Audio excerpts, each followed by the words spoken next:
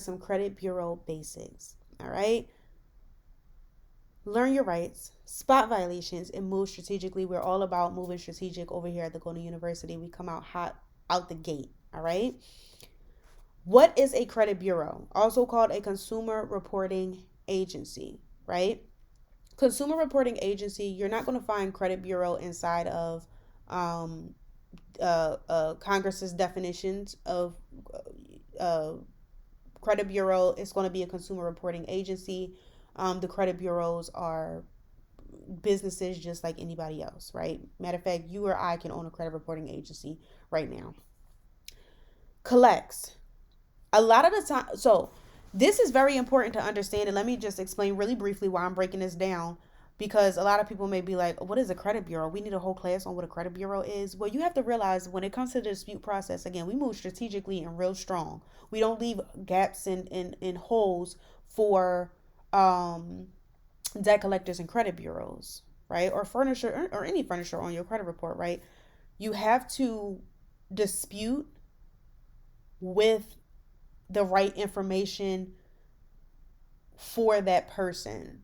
So again, if you are disputing with the credit bureaus, you're not going to ask for debt validation from a credit bureau, right? I want you to understand what a credit bureau does and how they collect information.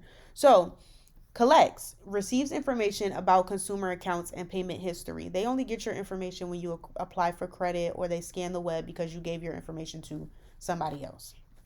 Compiles, it then organizes information into consumer credit reports, right? And then it reports, provides reports to companies with a legal purpose. Now, in another video, we're going to deep dive into the FCRA and the most important sections of the FCRA. But as of right now, that is what they're supposed to, this is what they do. They collect information, they compile it on a they compile it, and then they report it on your credit report. Okay? The big three credit bureaus, you have Equifax, right? Experian and TransUnion. Okay? And you'd be surprised, some people do not know, the three credit bureaus. Equifax, Experian, and TransUnion. These are the big three.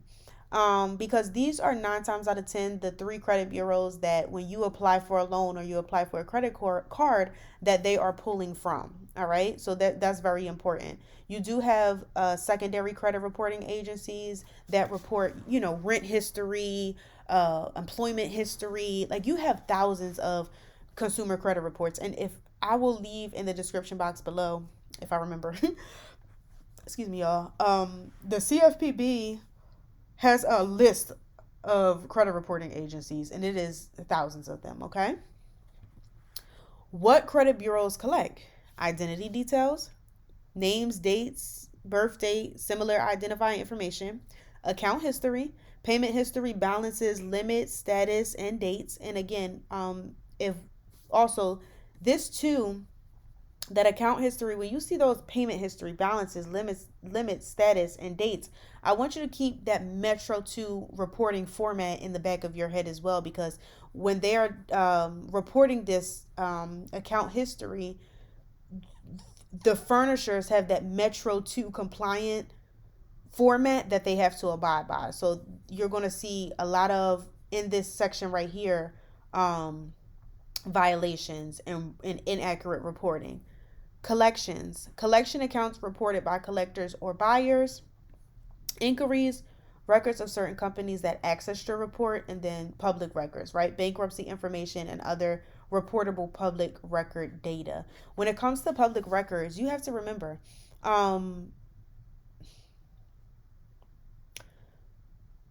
yes, it is not illegal in itself for them to report a bankruptcy, but you also have to remember that they have to conduct reasonable investigations, and they also have to have um, a maximum system in place to report maximum possible accuracy. So, because unlike the debt collectors that report information to them, collect original creditors that report information to them, the bankruptcy courts do not communicate with them, so it's a little bit harder for them to get information. Same thing with medical debts, it's a little harder for them to get information because these companies don't communicate with them like a debt collector or a original creditor would. All right, so that's very important, and I just wanted to throw that in there. Where the information comes from, obviously the creditors, debt collectors, we know, now we know those two. Okay, public records, we know that. And then again, applications, information from applications and account records, and then other bureaus. Remember, we talked about those secondary credit reporting agencies. Sometimes the big three gets their information from secondary credit reporting agencies. So that's why it's super important that, you know, those bigger secondary reporting agencies, you're pulling those reports and making sure you're disputing inaccuracies on there too. Because a lot of the times it's easier to dispute with the big three when you find it on a secondary report, which is how they're trying, saying that they're verifying information. What credit bureaus do not do, they do not have lending decisions, right? They do not approve or deny your applications.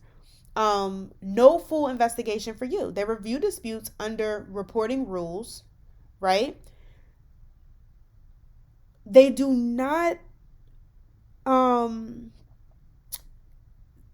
they do not do a full, right, investigation in the sense that, because they're supposed to do, according to the FCRA, they have to conduct a reasonable investigation, right? But that full investigation of reaching out to the original creditor, if it's a debt collector involved, reaching out to this person, that is on you, right?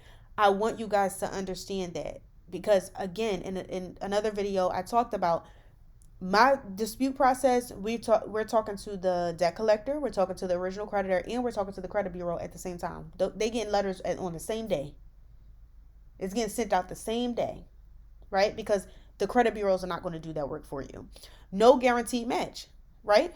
Files can become mixed or incomplete. There's no guarantee that the information that they're getting is going to match to you 100%, again, which is why we have the FCRA. What happens when my identity gets mixed up? What happens when there's violations on my report? What happens when the information that is reporting is inaccurate, right? No single score rule. Different scores can use different scoring models. This is a big one because a lot of people say, oh, well, how is it reporting on one credit bureau and not the other? When furnishers are putting information or giving information to the credit bureaus, they're subscribing, right? So they're paying for this information to be on there. They're paying for this information to be on there, right? So they may subscribe to Equifax, but they may not subscribe to TransUnion. So that's not necessarily a red flag because a collection is reporting on one account versus another. Now, and I'll go deeper into this inside of the school community, but where the conflict would be it was on all three, but now it's deleted from two, but it's sticking to this one, right? So, and a lot of the times that is a credit bureau issue, but those are kind of when it would be a red flag. Other than that, if it initially didn't show up on all three and it just showed up on that one and it stayed that way throughout, then that's not a red flag, all right? No automatic correction. You still need proof and clear disputes, okay? You still, again, and it kind of complements that no full investigation for you because you still need proof and clear disputes. What are you disputing? I don't know. They just, because 9 times out of 10, even though they're supposed to be making sure it's accurate and putting measures in for accuracy, they're not doing that. So they don't know, right? They don't know which dates is wrong. They don't know whatever. You have to lay it out for them, right? Core rights consumers should know. You have a right to access your credit report.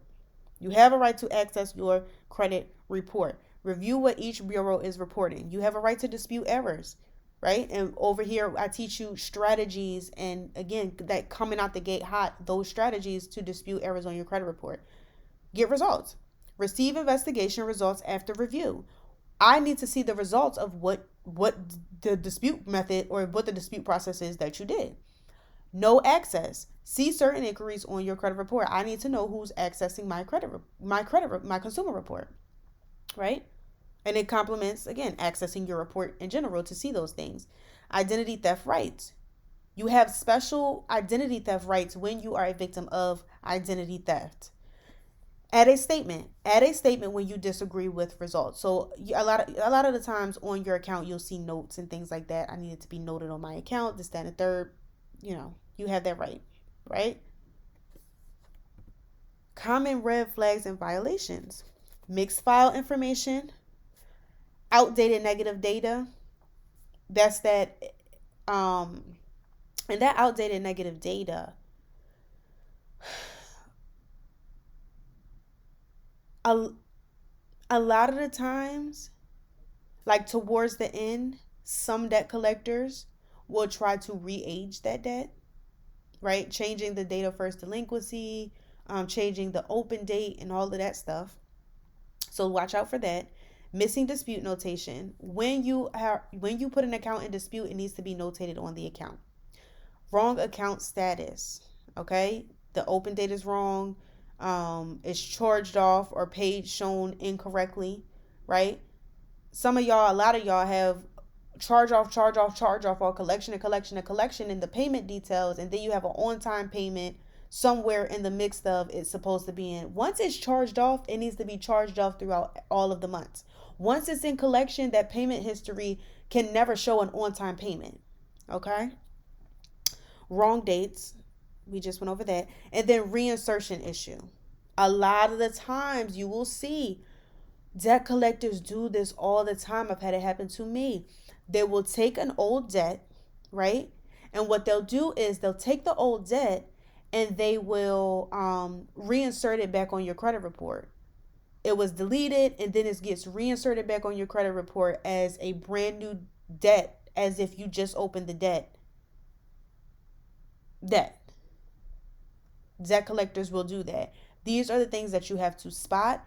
And again, when you're taught, and this is I want to kind of go off here because it's very important for you to understand. This is why there's no one size fits all magic validation letter. There are strong validation letters. I have strong dispute strategies and letters inside of my kit, but nobody can predict every possible outcome, right? This is why you need school community. This is why you need ongoing support, right? Because when it comes to reinsertion issues like that, yeah, you can send out an initial strong dispute, but what happens if they don't delete it, right? Or what happens if they send you something that you have to compare? How do you know what you're looking for in the response, right? So things like that. What to do if you notice a problem? You get your reports. You compare the reports and any other letters that you've sent out. Identify what the issues are. Dispute the issues. You see how dispute is number 4 and not number 1? Because there is a process, but even before you get to that initial dispute, because again, we want to have all of our ducks in a row. So when we send that initial dispute, we coming out hot and strong. Same thing with responses. Okay, you responded. Everybody doesn't respond the same way. So that's another reason why you need ongoing support, because sometimes a credit bureau is not going to respond the same exact way to everybody, just like a debt collector is not going to respond the same way to everybody. Everybody has unique inaccuracies and issues on their credit report, but dispute is all the way down here. Y'all want to hop into lawsuits, y'all want to hop into disputing and not understanding the full process, what strategy you're going in with, or knowing what laws apply to which company. Those things are the foundation work before we even get to the dispute. The dispute should really kind of be like that first punch, right? After you've gotten ready, you still got to put your gloves on. You still got to train for the fight. You still have to, get in shape, right? you got to do all of these. You got to put a little what's it called? A little y'all, what's the stuff for the cuts, y'all, that you put on your face? It's in the blue and white. Aquaphor. You gotta put Aquaphor on your face. You gotta get prepared. You just want to come out swinging? No, you have to get prepared first. Okay, it's a fight. You want to track the dates and the proof, because the bureaus have under the FCRA, they have 30 days to investigate and respond to you, and then you want to escalate if need be. That is pretty much the process. All right. What credit bureau basic does not do. It's no magic deletion, right? Not every account has to be removed because you say so. You have to have the right strategy for that. No vague disputes. The issue must be specific. Like I told you, you want to only provide information that is legally required. You do not want to help them with their investigation. If you're disputing the open date, then I dispute the open date and it's accurate and it's inaccurate. You don't have to tell them the right one. That's up to them to decide. So you're only giving them what you legally are obligated to give them. No skipping proof. Documents and facts still matter, right? You don't have to give them all your proof up front, but at a certain point, lay it out for them, right? And even still, then you don't have to give them everything until it's time to put it in front of a judge if need be. But again, a lot of the times you're getting fast deletions because you're following a strategy and a process.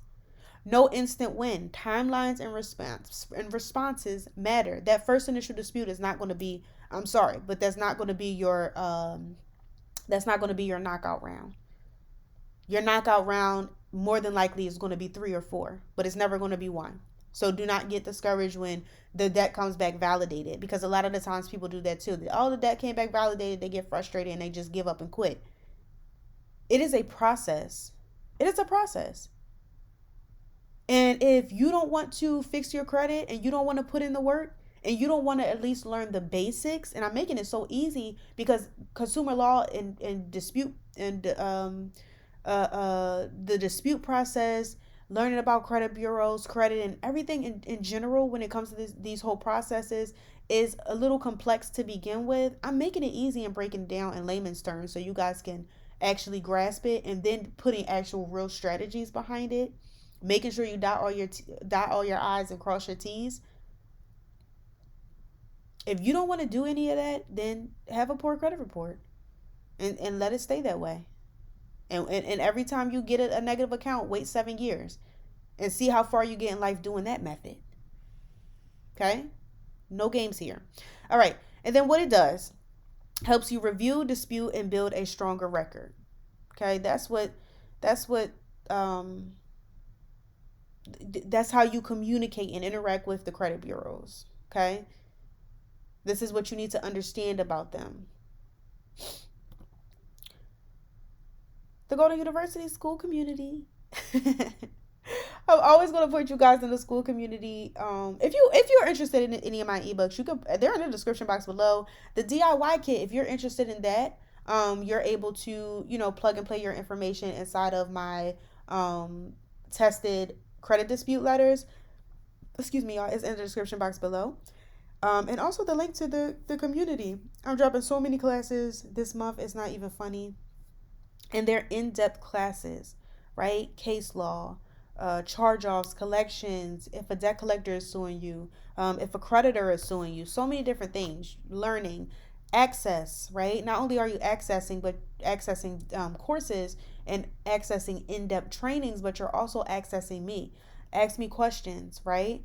Get customized help to your specific situation. Strategizing, right? We're going to move with strategy every single time over here and build confidence. When you're around people that are doing the same thing, you're able to share your wins. They're able to share theirs. You're able to see, you're able to connect, and you're able to pretty much have me in your back pocket. That's going to build your confidence for you to stand up on your own 2 feet. All right. Consumer law, for a lot of us, is not something that we were taught off rip, that we were taught off just out the gate.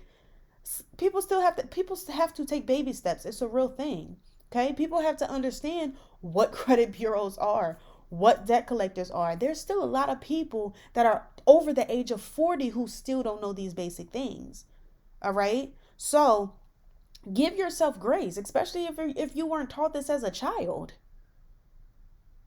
I don't think I know anybody that was taught all of these things as a child. These are things that, yes, you're an adult, right? Your last birthday, you were 28, you were 30, you were 35, you might have even been 40. But if you don't know what you don't know, and when you don't know what you don't know, you require baby steps. So give yourself some grace.